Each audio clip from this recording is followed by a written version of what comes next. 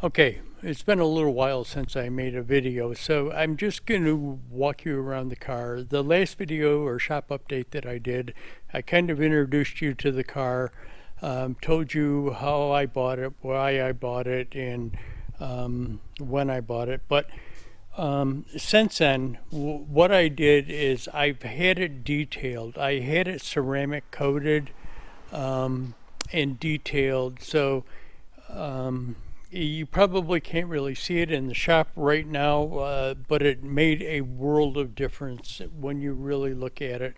There was a lot of swirl marks, stuff like that, in the original paint, and he buffed them all out before he ceramic coated it. But yeah, car is good.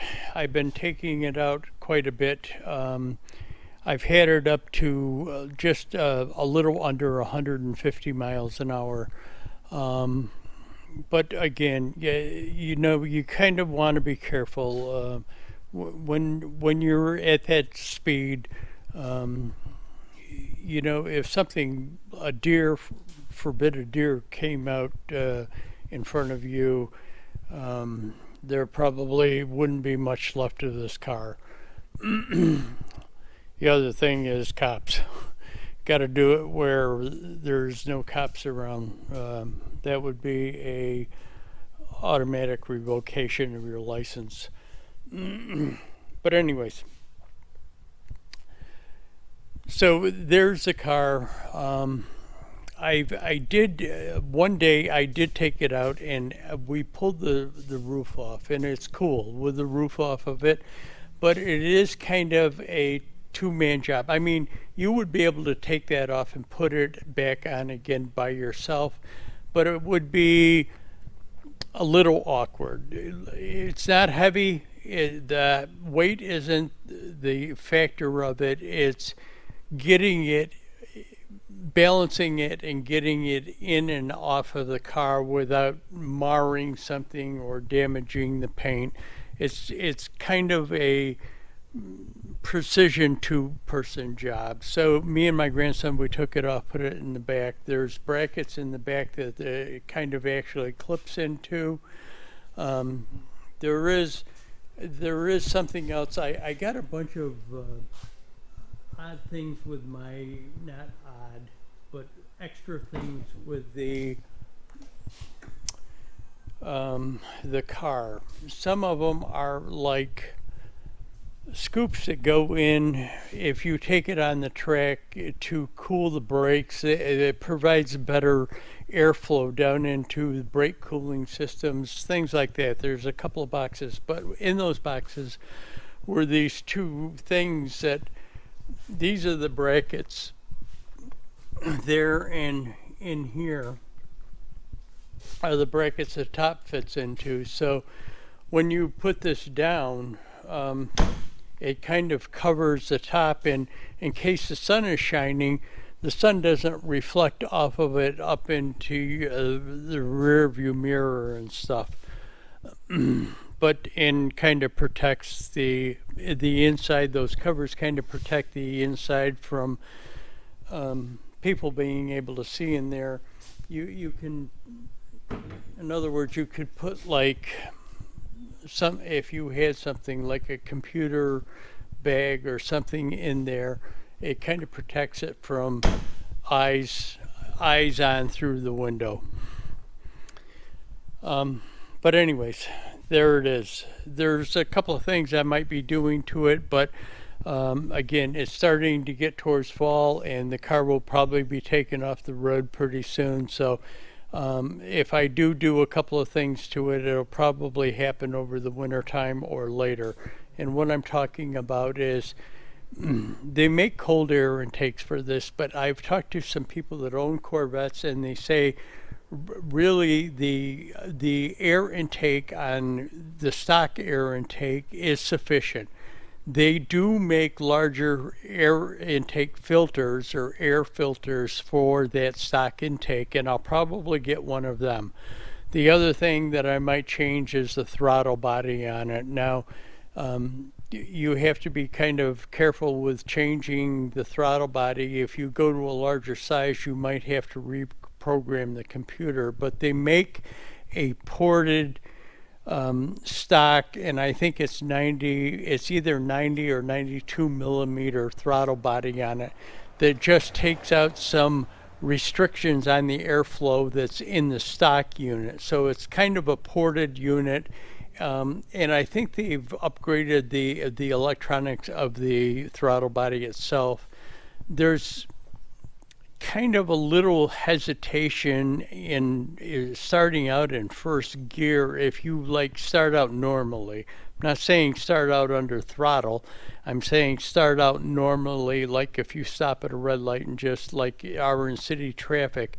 You've got to kind of bring the RPMs up, and apparently that new throttle body electronics, the ported throttle body with the new electronics, does away with that issue, or so it's been said on by some people that own them. But anyways, I will take it outside so that you can see the coating and how he took out the swirl marks better. It was raining last night, sunny out now, but I'll take it out and give it to you. I just kind of wanted to give you a little update on it.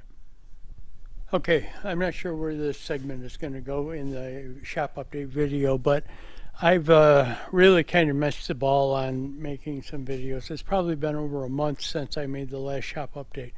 I've got the truck in here, got it up on the lift, and I'm just changing the oil. I changed the oil, and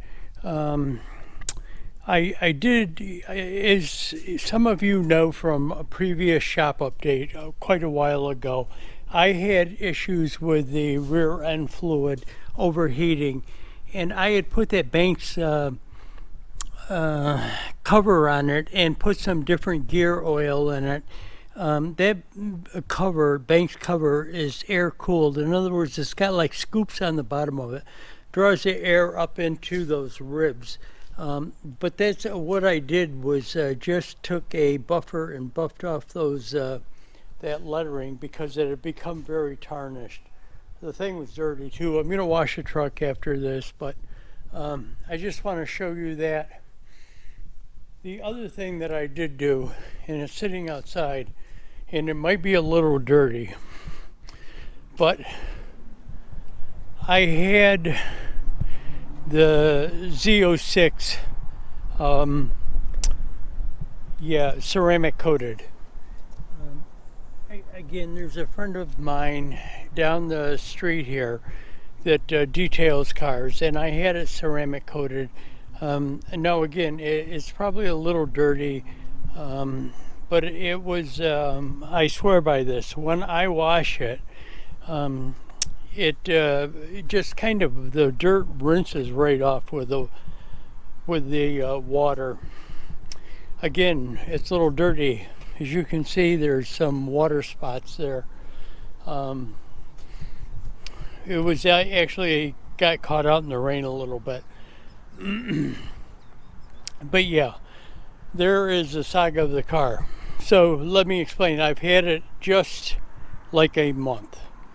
I think it'll be a month actually tomorrow. And some of you might want to know, yeah, I did take it out, and I've had it up to just a little over 150. Wheels are dirty, but so it's my understanding that General Motors Chevrolet claims the car will do 198. Road and Track, I think I saw it on the internet, Road and Track say that they took a production car, no modifications or changes to it, and on pump fuel had it up to 210, 214, somewhere in that vicinity. You probably go on the internet and check it out, but at some point in time I want to see if I can get the car up to 200.